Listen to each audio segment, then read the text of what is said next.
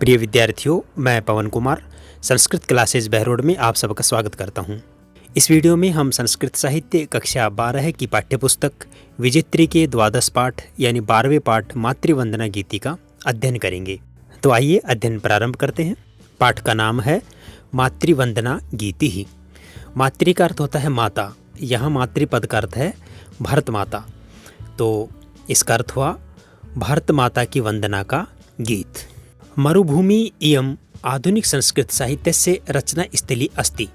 यह मरुभूमि यानी यह राजस्थान की भूमि आधुनिक संस्कृत साहित्य की रचना स्थली है। जयपुर नगरम तु अपरा काशी अपि कथ्यते। जयपुर नगर को तो दूसरी काशी भी कहते हैं। डॉक्टर हरिराम आचार्य से जन्म है राजस्थान प्रांते स्वर्ण नगरी इति नामना विख्याते जैसलमेर नगरे श्री गणेशदत्त आचार्य महोदयस्य गृहे 37+19 ख्रीष्ट अब्दे अभवत्। डॉक्टर हरिराम आचार्य का जन्म राजस्थान प्रांत में स्वर्ण नगरी के नाम से विख्यात जैसलमेर नगर में श्री गणेशदत्त आचार्य महोदय के घर 1936 में हुआ था। आचार्य महोदयेन लघु काशी इति नामना विख्यातम जयपुर नगरम स्वकर्म क्षेत्रम अंगीकृतम। आचार्य महोदय के द्वारा लघु काशी के नाम से विख्यात जयपुर नगर को अपना कर्म क्षेत्र स्वीकार किया। राजस्थान विश्वविद्यालये प्रोफेसर डीन फैकल्टी च इति पदम अलंकुर्वन् असंख्यान् छात्रान् शिक्षयन् संस्कुर्वन् च सुरभारती आराधना कृता। राजस्थान विश्वविद्यालय में प्रोफेसर और डीन फैकल्टी आदि पदों को अलंकृत करते हुए असंख्य छात्रों को शिक्षित करते हुए संस्कारित करते हुए सुर भारती यानी संस्कृत की आराधना की। भवता पूर्व शाकुंतलम गाहा सत्सई मधुच्छंदा आदि ग्रंथा विरचिता। आपके द्वारा पूर्व शाकुंतलम गाहा सत्सई मधुच्छंदा आदि ग्रंथों की रचना की गई। तेन हिंदी भाषायां कविता संग्रह जैन आगमानां प्राकृत ग्रंथानां गाथानां च काव्य अनुवाद अपि कृतः। उनके द्वारा हिंदी भाषा में कविता संग्रह, जैन आगम, प्राकृत ग्रंथ और गाथाओं का काव्य अनुवाद भी किया गया। रंगमंचे प्रस्तुति हेतु अनेकेषां नाटकानां रचनया मंचनेन सह आचार्य महोदयस्य चलचित्रे आकाशवाण्यपि विशिष्टः योगदानम् अस्ति।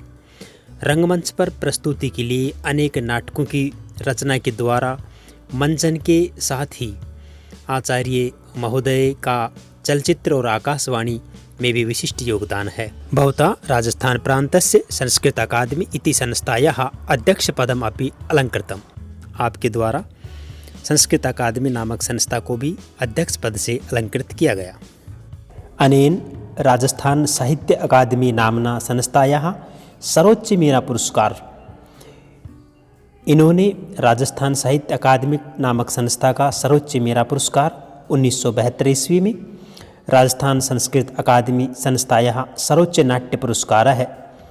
राजस्थान संस्कृत अकादमी संस्था का सर्वोच्च नाट्य पुरस्कार 1998 ईस्वी में मधुच्छंदा इति गीति काव्य से कृते माघ पुरस्कार है।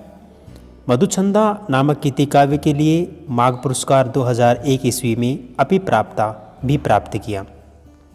कहने का मतलब यह है कि डॉक्टर हरिराम आचार्य ने राजस्थान साहित्य अकादमी नामक संस्था का सर्वोच्च मेरा पुरस्कार 1972 ईस्वी में प्राप्त किया। साथ ही राजस्थान संस्कृत अकादमी संस्था का सर्वोच्च नाट्य पुरस्कार 1998 ईस्वी में और मधुच्छंदा नामक गीति काव्य के लिए माघ पुरस्कार भी 2001 में प्राप्त किया। संस्कृत भाषायाः विस्ताराय नव उन्मेषाय च राष्ट्रपति पुरस्कारेण अपि सम्मानितः।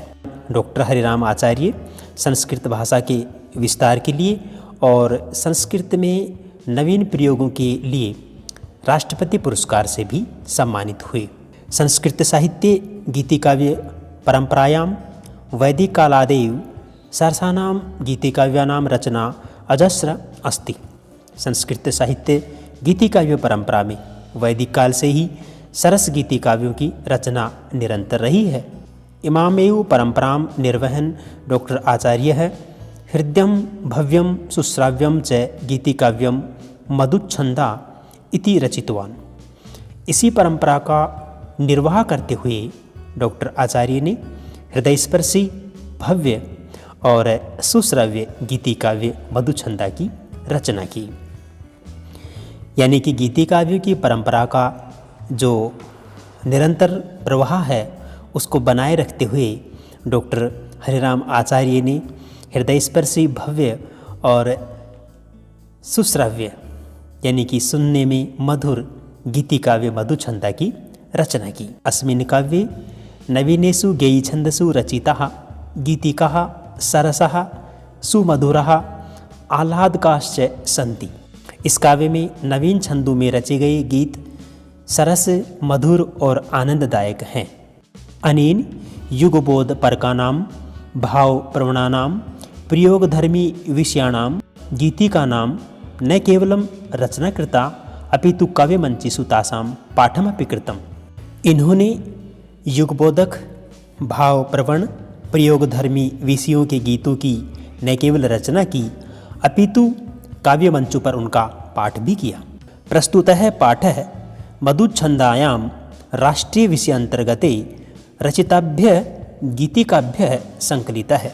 प्रस्तुत पाठ मधुछंदा में राष्ट्रीय विषयांतर्गत रचे हुए गीतों से संकलित हैं। अस्यां कविना मातृभूभारते वंदनायाः आह्वानं कृतम्।